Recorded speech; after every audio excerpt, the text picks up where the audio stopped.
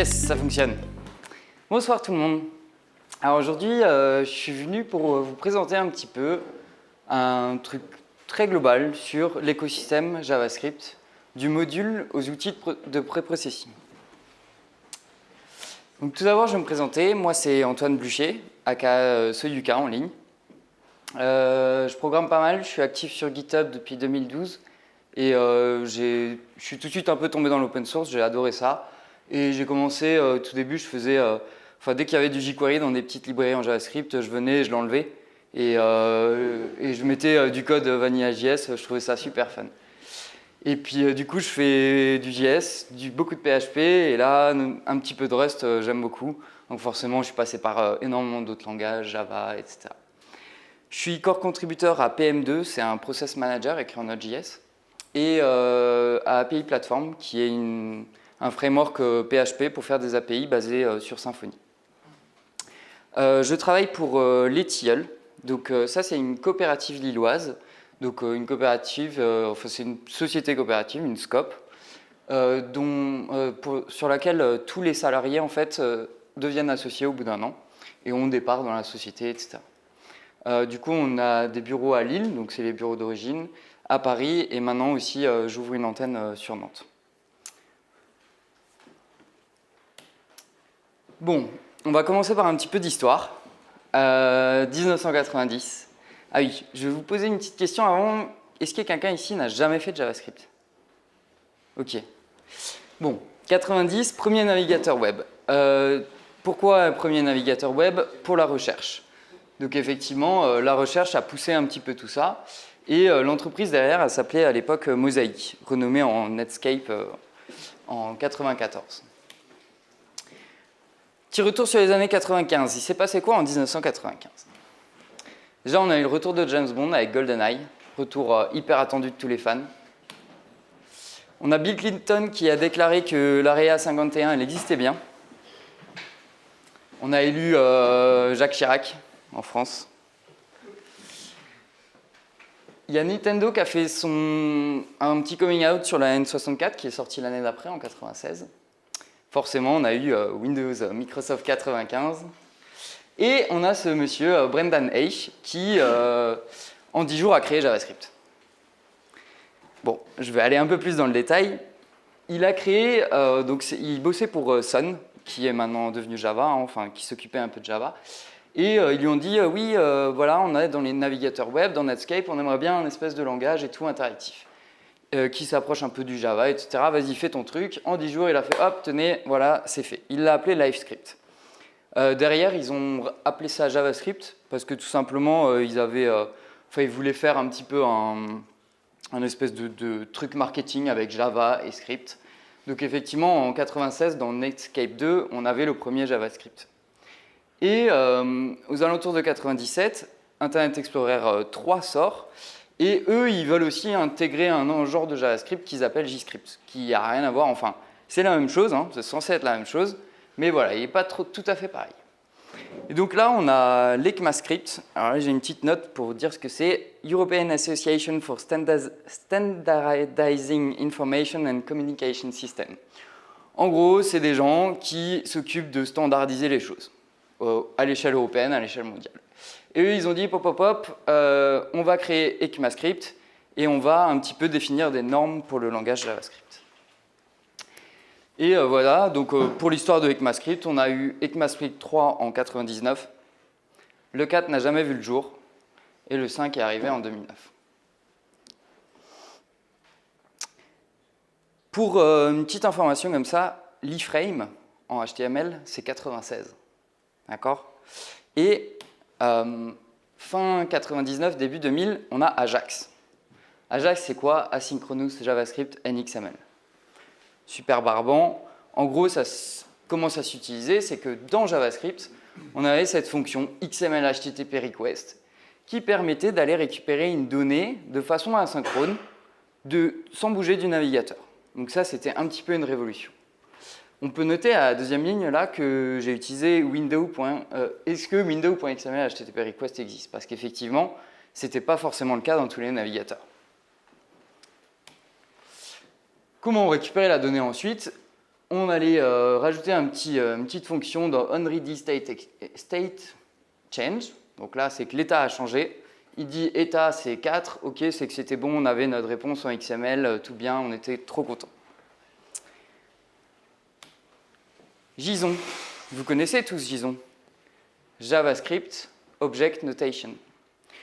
Donc ça a été inventé pour pallier un petit peu à XML qui était très verbeux en fait. Et du coup, on trouvait qu'il n'était pas vraiment génial comme format dans ces échanges justement Ajax. Et du coup, en 2000, il y a le JSON sort sa RFC, etc. Et Yahoo ne propose une API en JSON qu'en 2005. Donc imaginez-vous quand même le temps que ça ait pris à s'intégrer dans les mœurs de développement de l'époque. Oups, je suis allé en arrière. Ou pas. Oui, du coup, maintenant j'ai JSON et je pouvais effectivement récupérer mes données en JSON et faire un petit JSON parse pour recevoir la réponse. Donc, si vous vous rappelez, tout à l'heure, on avait response XML. Donc là, on avait déjà toute cette intégration de je parse mon XML pour retrouver quelque chose de lisible. Et là, du coup, on avait cette nouvelle fonction qui apparaît. Maintenant, je vais vous parler un peu de jQuery. Qui ici ne connaît pas jQuery? Ça marche. Donc du coup, jQuery, c'était quoi? À l'époque, c'est sorti 26 août 2006, en version 1. Et donc c'est des mecs qui se sont dit, bah tiens, JavaScript c'est un peu compliqué, on va le rendre un peu plus simple, je vais vous montrer un petit peu comment. Et ils ont créé cette espèce de librairie où il y avait plein de petits outils qu'on pouvait réutiliser pour nous simplifier un peu la vie. Typiquement, notre XML HTTP request de tout à l'heure, il s'écrivait désormais comme ça. Donc on avait ce dollar de jQuery qui a été qui est resté dans la tête des gens plus tard. On verra de nouveau pourquoi.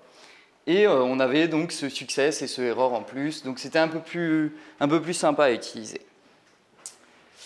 Alors avant de continuer, je vais juste vous faire un petit rappel des types en JavaScript, parce que c'est important.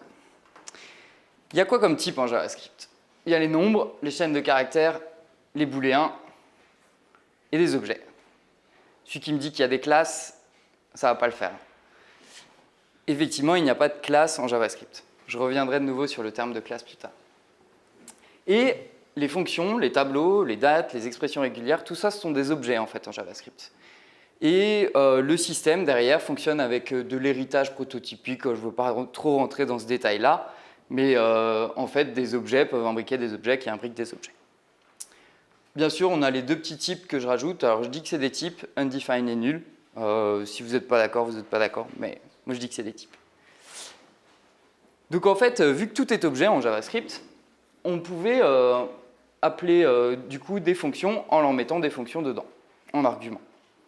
Jusque-là, c'est pas choquant. Et effectivement, par exemple, pour notre requête Ajax de tout à l'heure, on pouvait lui donner dans le don une fonction qu'on appellera plus tard callback. Donc c'était effectivement quelque chose qui était appelé quand on avait reçu la réponse de notre requête HTTP.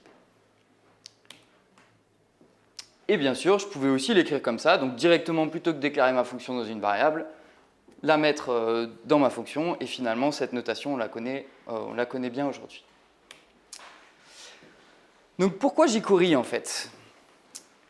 Parce que à l'époque, vu qu'il y avait Internet Explorer, Firefox, qui avaient un petit peu tous les deux leur moteur de JavaScript, etc., il y avait des disparités. Et les mecs derrière jQuery, effectivement, ils ont voulu rendre ça plus accessible aux développeurs. Donc là, par exemple, on a tout en haut Internet Explorer 6 ou 5, je pense, où effectivement, on récupère un bouton et puis on lui attache un événement, clic, avec dès qu'on aura cliqué, l'écouteur d'événements qui sera appelé donc handle ici. En dessous, j'ai mis Vanilla.js. Aujourd'hui, je parle que de Firefox et d'Internet Explorer, mais il y a eu d'autres navigateurs. Quand ils implémentaient à peu près le même JavaScript, on l'appelle communément Vanilla.js. Là, en Vanilla.js, on faisait add event listener, clic. Et en jQuery, on avait donc ce $, de nouveau. On lui donnait un sélecteur CSS.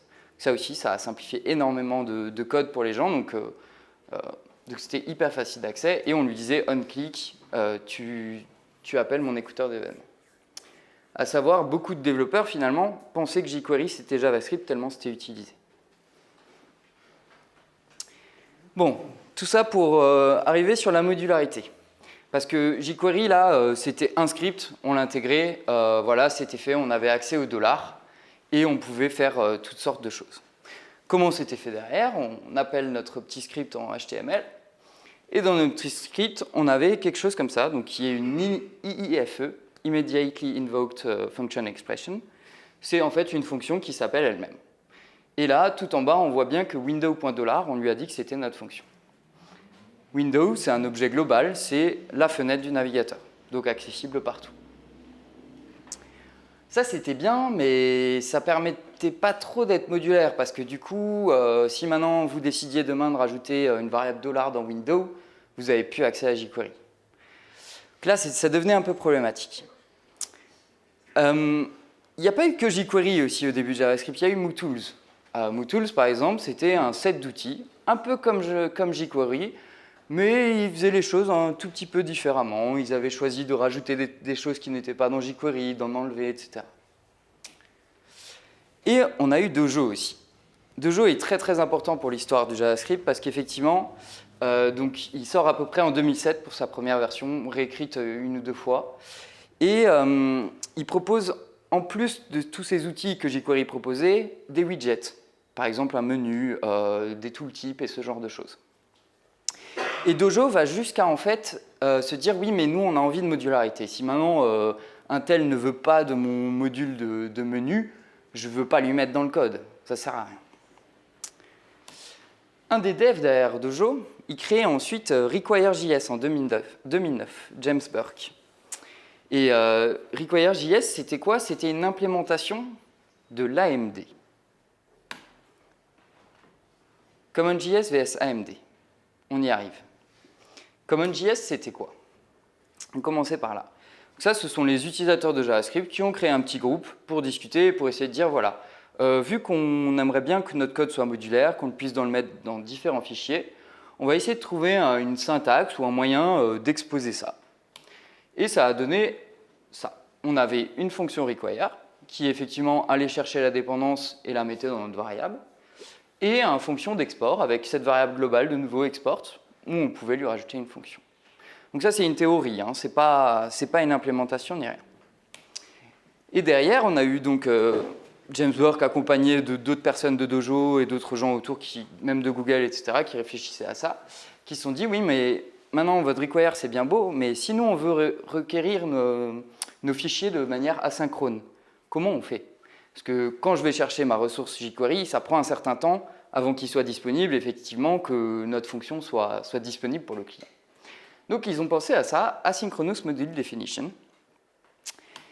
Et la personne donc James Burke de Require.js a implémenté ce AMD de cette manière. On avait une définition qui prenait un tableau qui sont nos dépendances, nos fichiers, en fait, ou nos librairies. Et ensuite, dans la fonction, retourner effectivement chaque librairie en argument. Donc là, le premier, c'est jQuery, et j'ai mis un $ dans ma fonction. Donc ça, c'était pas mal. Derrière, ça nécessitait un tout petit peu de configuration, donc il fallait lui dire, voilà, mes librairies sont dans ce dossier, mon application est là, enfin bref. On y arrivait au début, mais pour les débutants, c'était vraiment, vraiment pas facile. Donc voilà un petit peu pour ce retour sur la modularité en JavaScript.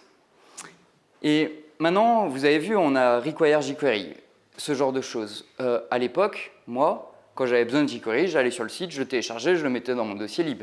Le lendemain, j'avais besoin de _JS, dont je parlerai un petit peu tout à l'heure. Pareil, on allait sur le site, on le téléchargeait, on foutait dans lib, allez, c'était fini. Sauf que voilà, quand on commençait à avoir de plus en plus de dépendances, ça devenait un petit peu compliqué. Et du coup, en 2009-2010, il y a Node.js qui est apparu. Ryan Dahl, c'est lui qui a créé Node.js. Au début, en fait, tout ce qu'il voulait, lui, c'était de pouvoir faire du HTTP côté serveur avec du Node.js et d'avoir aussi que tout soit asynchrone en termes d'input-output sur votre disque dur, etc. Donc voilà, il crée vite fait Node.js, un petit POC et tout, il se dit « oh bah voilà, c'est bon, j'ai fini ». Cette image est de son talk les 10 choses que je regrette à propos de Node.js, que je vous conseille fortement. Et en 2011, du coup, Node.js, c'est bon, il est prêt. Il y a HTTP, Windows est supporté via des protocoles d'event différents au niveau système. Mac, ça marche, Linux, ça marche, bref, tout est bien. Petit retour en arrière, 2012 aussi, il y a Bower qui sort, A Package Manager for the Web. Donc, eux, c'est des mecs qui se sont dit, ah oui, bah tiens, pour installer jQuery, etc., bon, c'est pas facile. On va leur donner un petit outil en ligne de commande qui va leur permettre d'installer jQuery.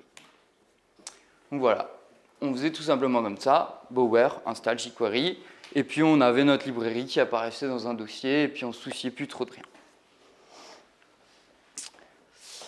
Au même moment, donc tout ça, ça se passe un petit peu en même temps, c'est lié, on a Isaac, qui est aussi un contributeur de Node.js, qui crée NPM, Node.js Package Manager. Donc ça, il prend un petit peu exemple sur ce qui existe déjà, PHP-Pire, Cpan pour le Perl, probablement des inspirations de Python, et il essaye de faire un gestionnaire de paquets qui est meilleur que les autres. Et effectivement, Bower, eh ben, il s'installe comme ça. Bon, c'est pas génial, NPM installe Bower en global, bim, on a Bower, bon, voilà, on commence à vraiment avoir des trucs qui vont vite, quoi. Franchement, c'est une révolution tout ça. Alors, effectivement, on peut se dire, ouais, c'est génial, quoi. Enfin, là, on a révolutionné le monde. Mais NPM, aujourd'hui, l'état actuel, c'est ça. C'est près d'1 million de paquets bientôt. Et plus de... Ah, j'arrive pas à lire le chiffre, faites comme vous voulez. Et du coup, tous ces paquets sont gérés par des personnes comme vous, comme moi, sont disponibles pour tout le monde, peuvent être installés par tout le monde et utilisés par tout le monde. On ne sait pas trop si c'est client-serveur. Sauf que, bon, NPM, c'est aussi ça. C'est NPM install leftpad. Je ne sais pas si vous avez entendu parler du paquet leftpad. C'est un paquet qui a été retiré du registry NPM parce qu'on pouvait faire ça encore il n'y a pas très longtemps. On pouvait dire, ah ben non, moi, mon paquet, je suis désolé, je ne veux plus qu'il soit sur votre registry, bim, j'enlève. Sauf que le mec, il était installé par des millions de gens. Il y a plein d'infras qui sont tombés juste parce que forcément, dans les CI et tout, ça a installé leftpad automatiquement, ça ne trouvait plus le paquet, bref, gros bordel. Mais bon, on peut quand même faire npm install jQuery, donc ça, c'est la classe.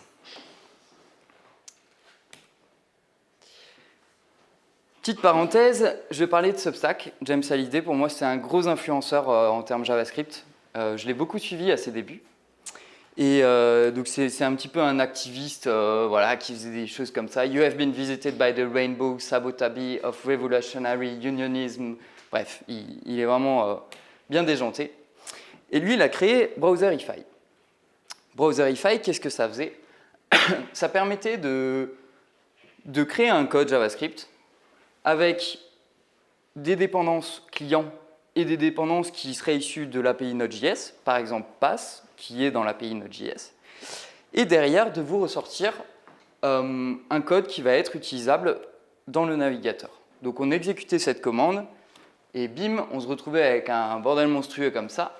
Mais en fait, ça, c'est une implémentation de CommonJS qu'on a vu tout à l'heure. Effectivement, il y a un require qui est tout là-haut, là, qu'on voit, il y a un module et il y a un export. Et en fait, il avait juste voilà, fait une petite magouille autour de ça pour qu'on puisse réutiliser nos paquets côté client. Et ça, en fait, c'est un préprocesseur. Un préprocesseur. Du coup, effectivement, en préprocesseur, on peut aussi penser au langage C. Donc à l'époque, on avait les macros, etc. Finalement, il y avait un préprocesseur qui se chargeait de transformer tout ça.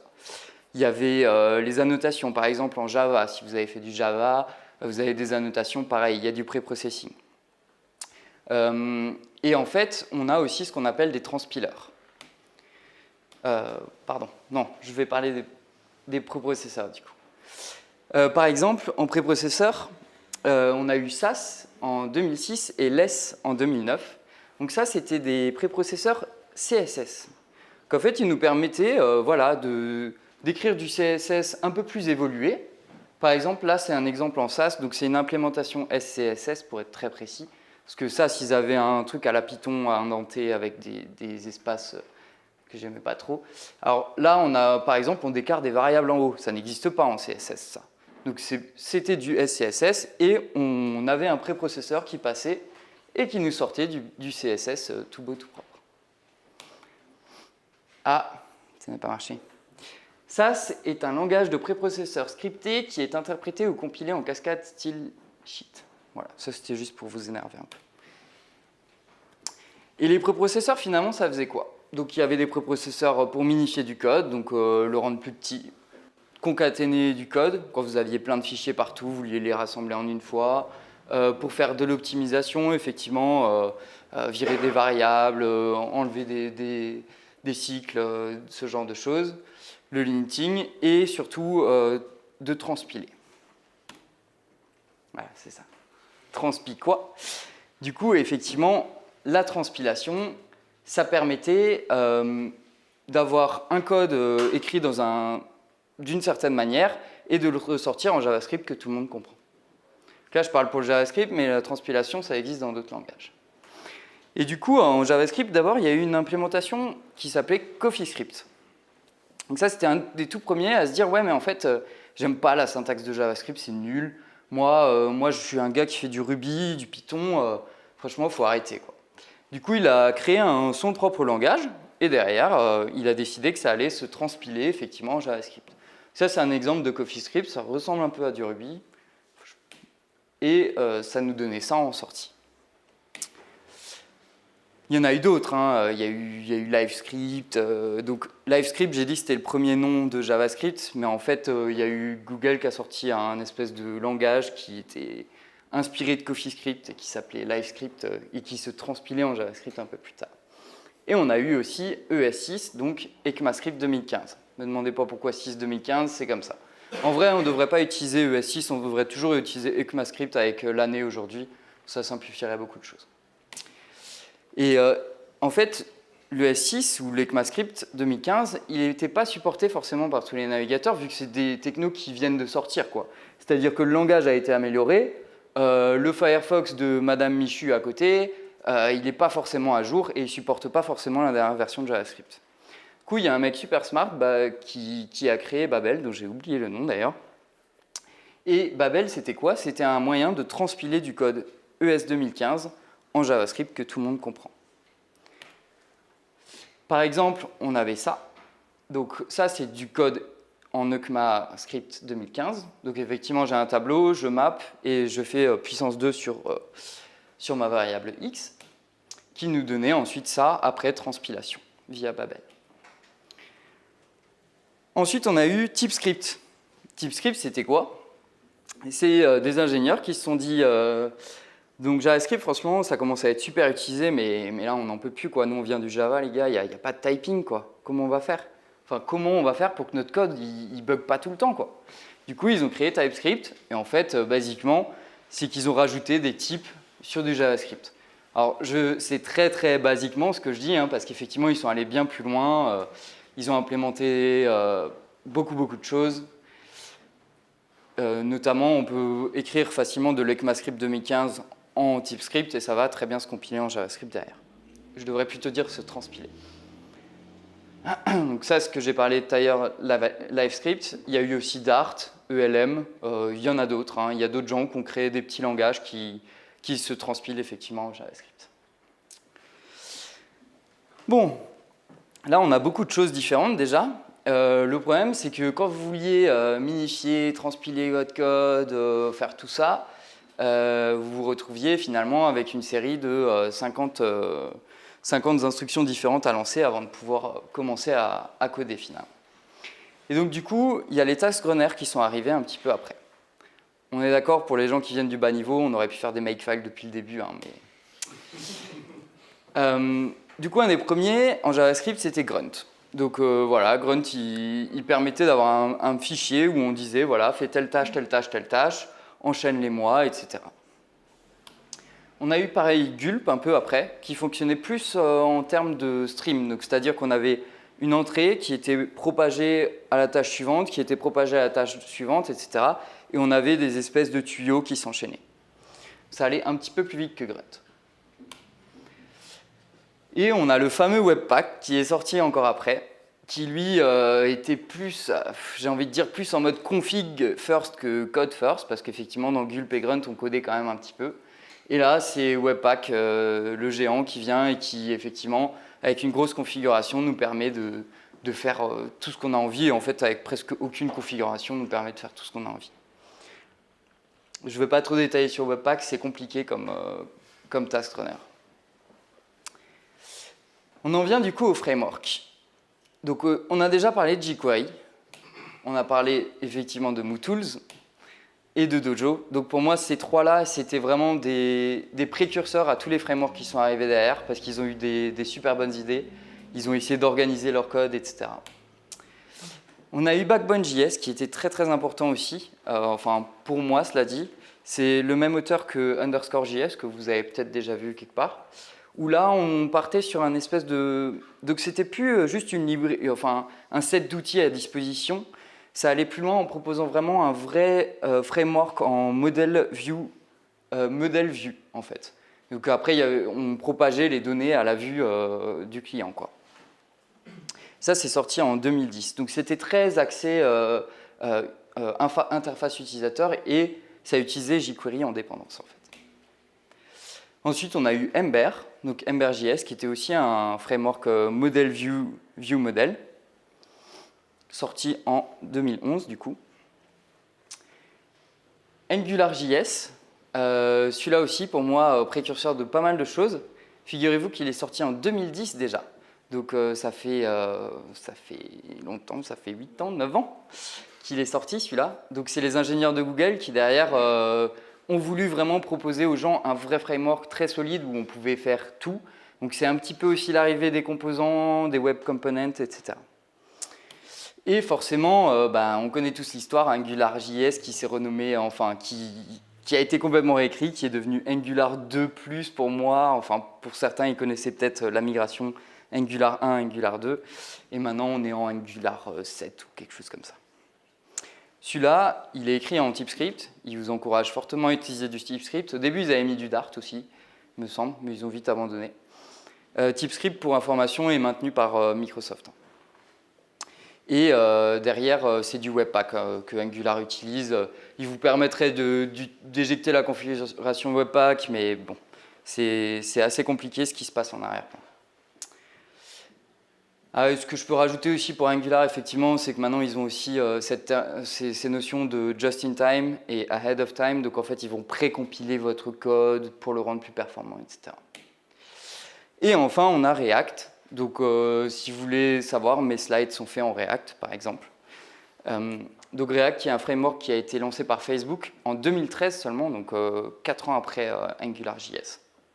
Et qui, lui, il était moins orienté grosse bibliothèque, etc. Plus des bases, en fait, qui sont finalement le JSX, donc c'est du HTML dans du JS, j'ai envie de dire. On revient un peu quand on faisait du HTML en PHP, en fait, mais on s'en rend même pas compte.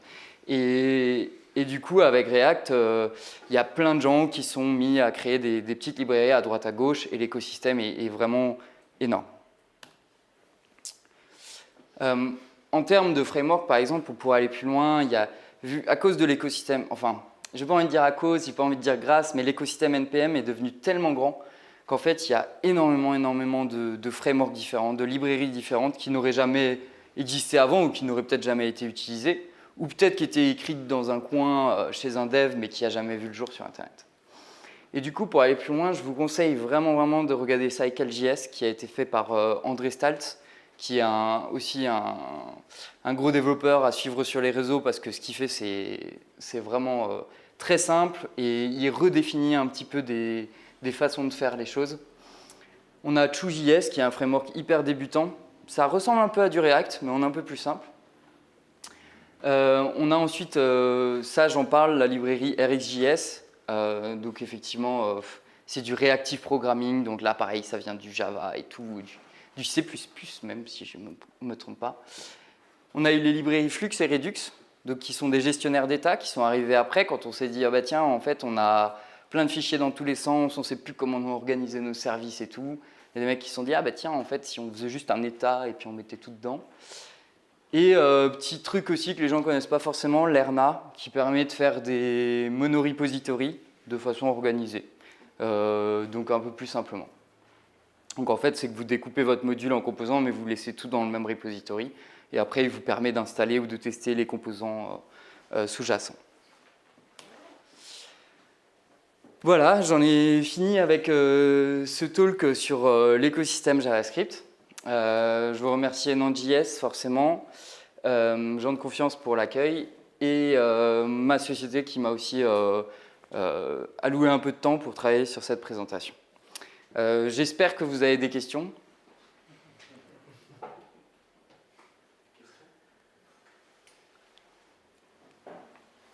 Non? Aucune? Peut-être après. Ok, il n'y a pas de souci. Et puis du coup, n'hésitez pas à venir me... Ouais?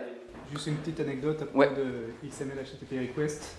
Le nom XML, ça n'est pas vraiment du fait que ça voulait consommer du XML, mais parce que ça avait été livré dans la librairie XML de Microsoft à l'origine, c'était le meilleur moyen de le livrer rapidement pour pouvoir l'utiliser dans Outlook Web. Ok, d'accord. Je savais pas ça. Voilà, donc après, si... Ouais, il y avait encore une question, non? C'est bon?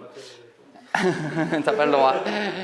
Et bien sûr, si vous voulez parler des tilleuls après, etc., en savoir un petit peu plus, n'hésitez pas à venir vers moi quand on boira un coup tout à l'heure. Voilà, je vous remercie beaucoup pour votre attention.